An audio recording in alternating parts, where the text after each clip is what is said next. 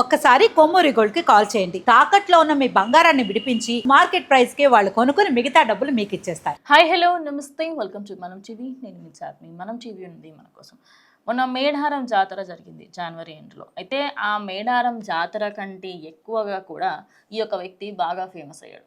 సరే, అసలు ఈ టాపిక్కి సంబంధించి చాలా వాటిలో వినుంటారు. నేను ఇప్పుడు సపోర్ట్ అపోజ్ కాదు, జస్ట్ అక్కడ జరిగింది ఏంటి, జరగబోయేదేంటి, ఫ్యూచర్ ఏంటో చెప్తా సింపుల్ మాటల్లో. సో కోవా బన్ అని ఉంటుంది, అంటే కోవా అదేవిధంగా బన్. ఇప్పుడు మనం కోవా ఇంట్లో చేసుకుంటే లీటర్ కోవాకి మహా అంటే ఒక చిన్న చిన్న గిన్నెడంత వస్తుంది, అంతే. చాలా చిన్న గిన్నెడంత వస్తుంది. మరి అలాంటిది అంత తక్కువ రేటుకి, అంటే 10 రూపాయలు 20 రూపాయలు, కొన్ని దగ్గర 50 60 రూపాయలు ఉంటుంది. అక్కడ ఏంటంటే అది కొంచెం అరే ఓకే, ఆ 60 రూపాయలు పెట్టిందని కరెక్ట్గానే ఇస్తున్నారు అంటే క్లియర్గా. కానీ 10 రూపాయలకి ఎందుకు అమ్ముతున్నారు ఏంటి?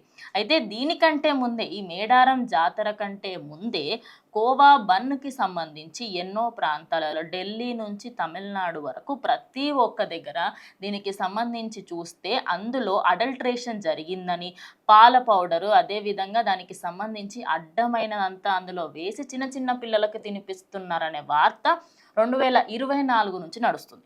కానీ మనకెందుకు, తినిపిస్తే తినిపిద్దాం, పోతే పోయింది, మహా అంటే ప్రాణం పోతుంది, అంతే కదా అనే ఉద్దేశంతోనే జనాలు కూడా ఉన్నారు. ఇదంతా ఫేక్ న్యూస్. ఇప్పుడు ఒక చిన్న విషయం అడుగుతా, ఆ మేడారం జాతర మీరు ఎవరైతే వ్యక్తిని చూసారో ఆ వ్యక్తికి సంబంధించి ఆయన తింటున్నప్పుడు అయ్యో రామ అయ్యో పాపం అని చెప్పి ఆయన కష్టం చూడండి, ఆయన కళ్ళలోకి వెళ్ళి నీళ్ళు వస్తున్నాయని చెప్పేసి అంటున్నారు కదా. నేను ఒక క్వశ్చన్ అడగనా? ఇప్పుడు ఆయనకి సంబంధించి బయటకు వచ్చిన వెంటనే వాళ్ళ యాజమాన్యం నుంచి మొత్తం ముస్లిం సంఘాలన్నీ బయటకు వచ్చాయి. అదే కాకుండా ప్రజెంట్ వాళ్ళకి సంబంధించి ఒక పార్టీ కూడా ఆయన కంప్లీట్గా సపోర్ట్ ఇస్తుంది. అంటే ముందు వెనక చూసుకోకుండా ఎందుకు సపోర్ట్ ఇవ్వడము అనేది ది బిగ్గెస్ట్ క్వశ్చన్. ఆ లోకల్ పార్టీసే కాకుండా ఆ ఏరియాలో మిగతా వ్యక్తులు, చిన్నపిల్లలకు కూడా మేము తినిపిస్తాము అని చెప్పేసి పెట్టే వీడియోలు డే బై డే వైరల్గా మారుతున్నాయి. బట్ ఇన్ రియాలిటీ మాట్లాడుకుందామా, ఆయన వైరల్ అయ్యాడు కాబట్టి దానికంటే ముందు నేను ఇలా ఇన్ని లీటర్ల పాలు వేడి చేస్తున్నానని, ఇదంతా చేస్తున్నానని చూపిస్తున్నాడు. కానీ దీనికంటే ముందు, అంటే ఆ ఏరియాకి వెళ్ళి చూస్తే బన్ స్మెల్ వస్తుందని ఆ వీడియోలో ఏమేమైతే చెప్పారో అవన్నీ నిజంగా జరుగుతున్నాయి. సో ప్రజెంట్ ఇప్పుడు ప్రతి ఒక్కరు దానికి సపోర్ట్ ఇస్తున్నారు, కానీ కొంతమంది అపోజ్ కూడా చేస్తున్నారు. ఇప్పుడు 2 విషయాలు మాట్లాడుకుందాం. అంత తక్కువ రేటుకి ఎలా వస్తుంది అనేది ఈయన మాట్లాడదాము. అదేవిధంగా ఇప్పుడు ఆ ఇచ్చిన దాంట్లో అడల్ట్రేషన్ ఉంది అనే దాని గురించి కూడా మాట్లాడదాం. కొంచెమైనా సెన్స్ అనిపిస్తుందా మీకు? దీని గురించి ఎంత రచ్చ చేస్తున్నారంటే దునియాలో ఎన్నో టాపిక్స్ ఉన్నాయి, అవన్నీ మనకెందుకు, జనాలు ఎలా పోతే మనకెందుకు, మన కోవా బన్ను గురించే కావాలి.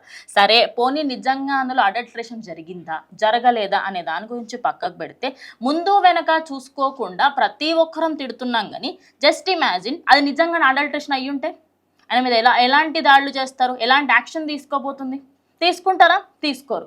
ఎందుకంటే చిరు వ్యాపారి అన్న ఏకైక ఉద్దేశంతోనే మనం అందరము కూడా వెళ్తున్నాం.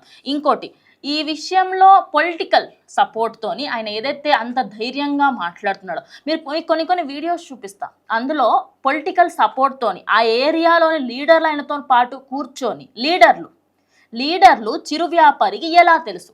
ఓకే, ఆయన మంచోడు కావచ్చు, నిజంగానే అడల్ట్రేషన్ లేకుండానే చేస్తుండొచ్చు, కానీ ఆయనకి పొలిటికల్ సపోర్ట్ ఎక్కడి నుంచి వస్తుంది? ఇంకొక మెయిన్ విషయం, ఇందులో ప్రజెంట్ ఎవరెవరైతే ఇన్వాల్వ్ అయి ఉన్నారు ఏంటి అంటే, పెద్ద సామ్రాజ్యం ఉందా చిన్న సామ్రాజ్యం ఉందా అనేది ఒక్కసారి పక్కకు పెడితే, నేను సొసైటీలో జరుగుతున్న ఇంకొన్ని చెప్పనా? కోవా బాన్ ఇంతగా నెత్తులు బాదుకుంటున్నాం కదా, రియాలిటీలో ఎన్ని వీడియోస్ బయటకు వచ్చాయో తెలుసా మీకు? ఒకటి, ప్రజెంట్ ఒక ఆయన డ్రైనేజ్ పక్కన ఫ్రూట్ షాప్ పెట్టుకొని, కూరగాయల షాప్ పెట్టుకొని అందులో తీసి అక్కడ పెట్టి అమ్ముతూ ఉంటారు. అది దాన్ని ఏమంటారు, పిండిలో ఉమ్మేసి ఉన్న వీడియోలు కనిపిస్తున్నాయి. అదేవిధంగా అన్హైజీనిక్గా రోడ్లెంబట దాని మీద ఈగలు వాళ్తున్నా, ఎలా వాళ్తున్నా, మిరపకాయ బజ్జీలు, అదేవిధంగా ఇవన్నీ కూడా ఉన్నాయి. రోడ్ సైడ్ సేఫ్టీ చక్కగా లేదు. అదేవిధంగా పానీపూరిలో అడ్డమైన నీళ్లు కలుపుతున్న వాదన కూడా ఉంది. ఇవన్నీ మనకొద్దు. ఇప్పుడు ఇంకొకటి ఏంటంటే, వెళ్ళి పెద్ద హోటల్లో మాట్లాడచ్చు కదా అని చెప్పేసి. ఒకటి, పెద్ద హోటల్లో మాట్లాడాల్సింది ఎవరు? జనాలా? జర్నలిస్టులా? కాదు కదా. ఎవరు మాట్లాడాలా, ఎవరు తీసుకోవాలి యాక్షన్? ఫుడ్ సేఫ్టీ వాళ్ళు ఇప్పటికే 40 హోటళ్ళని బ్యాన్ చేసిర్రు. ఆ విషయం తెలుసా? మీరు ఎంతగానో ఇష్టపడే పెద్ద హోటళ్ళ మీద ఆల్రెడీ బ్యాన్ ఉంది. అయినప్పటికీ మనం తెగించేసుకొని వెళ్తాం. ఒక్కసారి మీరు గూగుల్ సెర్చ్ చేయండి, దానికి సంబంధించి మొత్తం డీటెయిల్స్ అన్ని బయటకు వస్తాయి. నేను ఇప్పుడు అవన్నీ పేర్లు చెప్తే మళ్ళీ నేను నిజంగా చెప్తున్నా అబద్ధం చెప్తున్నా అని మీకు డౌట్ రావచ్చు కదా. నిజంగానే కొన్ని హోటల్స్కి సంబంధించి లోపల అడ్డమైన తిండి ఉంది, ఫ్రోజన్ ఫుడ్ ఉంది అన్న విషయాలకు సంబంధించి కంప్లీట్ డీటెయిల్స్ మీకు గూగుల్లో దొరుకుతాయి. ఇప్పుడు చిన్న చిన్న రెస్టారెంట్ల మీద పడతారు, చిరు వ్యాపారుల మీద పడతారు. చిరు వ్యాపారికి పొలిటికల్కి ఏం సంబంధం? నాకు అదొకటే బిగ్గెస్ట్ క్వశ్చన్. అంటే ఒక చిరు వ్యాపారిని ఒక మాట అంటే పొలిటికల్ అందరూ బయటకు వస్తారనే కదా మీ ఉద్దేశం? కాదు. అక్కడ జరుగుతుంది ఏంటంటే ఒక మాఫియా తయారైంది, దాని నుంచి మెల్లిమెల్లిగా అందరూ బయటకు వస్తున్నారు. ఇప్పుడు ఇటు సపోర్ట్ చేస్తున్నావంటే లేదు. కంప్లీట్గా నేను దీనికి అక్కడ అడల్టేషన్ జరిగిందా జరగలేదా అనేది ఫుడ్ సేఫ్టీ వాళ్ళు తేల్చాలి. సరే, వాళ్ళు చేసిన తప్ప ఒప్ప అనేది కొద్దిసేపు పక్క పెట్టండి. దీనివల్ల తెలిసింది కదా బయట తినకూడదు, ఆ కోవా తప్పయి ఉండొచ్చు అనేది తెలిసింది కదా తెలియని వాళ్ళకి, అవునా కాదా? ఒక మంచి ఉద్దేశం కోసం వెళ్తే దాన్ని తప్పుదోవ పట్టించి మొత్తం ఎక్కడికో తీసుకెళ్తాం. ఇంకా దీనికంటే పెద్ద విషయం ఏంటంటే ప్రజెంట్ దానికి సంబంధించి ఇది అఫీషియల్గా కొన్ని దగ్గరలో పోస్ట్ చేసి మళ్ళీ డిలీట్ చేశానని తెలుస్తుంది. నారా లోకేష్ గారు వచ్చి తింటున్నారు, ఎందుకంటే ఆయన అథెంటిక్ అని చెప్పి తెలుస్తుంది కాబట్టి అంటున్నారు. ఎస్, ఆయన అథెంటిక్ అయ్యి ఉండొచ్చు, నిజంగానే అయ్యి ఉండొచ్చు, కాదంటలేరా? మరి చూపెట్టడానికి ఏం ప్రాబ్లం? దానికి సంబంధించి ఫుడ్ సేఫ్టీ వాళ్ళని ఒకసారి తనిఖీలు చేయమని చెప్పండి, అందులో ఏమీ కలపట్లేదు అని చెప్పేసి. లేదు కదా, మరి వాళ్ళ దగ్గర ఎవరెవరైతే ఆధారాలు ఉన్నారో వాళ్ళని చూపెట్టమని చెప్పి ఇవన్నీ చెప్తున్నారు కదా. ఆల్రెడీ ఆ మీడియాకి సంబంధించిన ఛానల్ వాళ్ళు కంప్లీట్గా వెళ్ళి ఇచ్చారు. కానీ ఒక్కటి, ఈ కోవాబాన్ ఇష్యూ కాకుండా దునియాలో చాలా ఇష్యూస్ ఉన్నాయి. మనం దీన్ని ఒక్కదాన్నే ఇట్లా అన్నీ అక్కడ పెట్టి చూస్తే మిగతా వాళ్ళు వాళ్ళ పనులు వాళ్ళు చేసేసుకుంటూ ఉంటారు.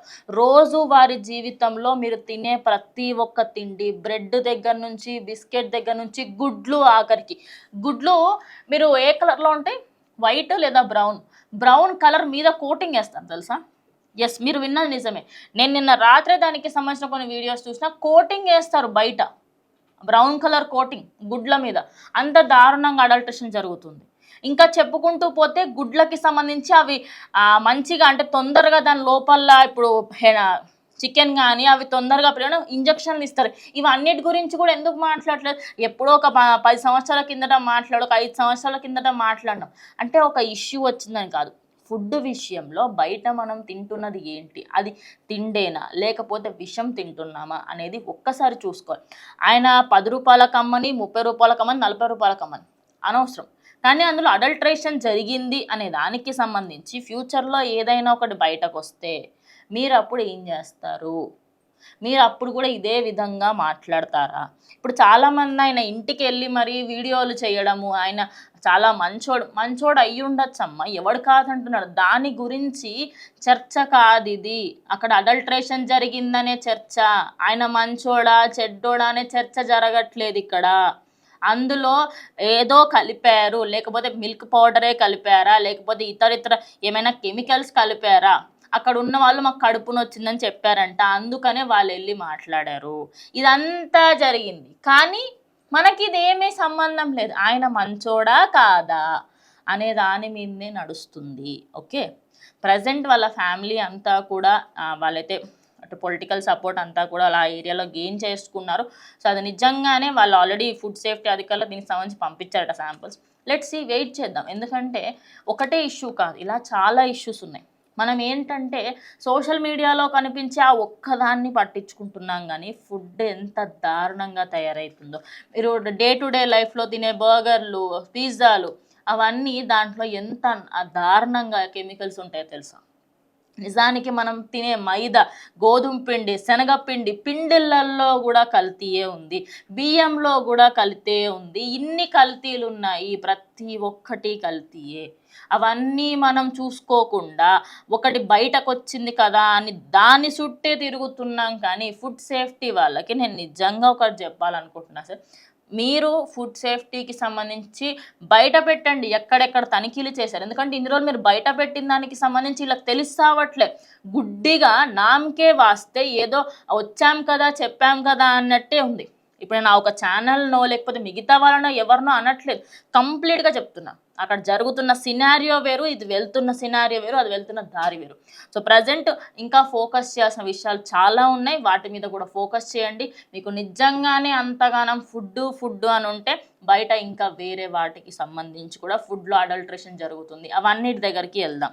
వచ్చే వాళ్ళు ఎవరెవరో చేతులు లేపండి. సో ఇది ఇవాళ వీడియో. ప్రజెంట్ సోషల్ మీడియా జరుగుతున్న ఈ రచ్చ గురించి మాట్లాడొద్దు అనుకున్నాను, కానీ రచ్చ కాస్త పొలిటికల్గా, అదేవిధంగా మతాల పరంగా విద్వేదాల వరకు వెళ్ళిపోతుంది.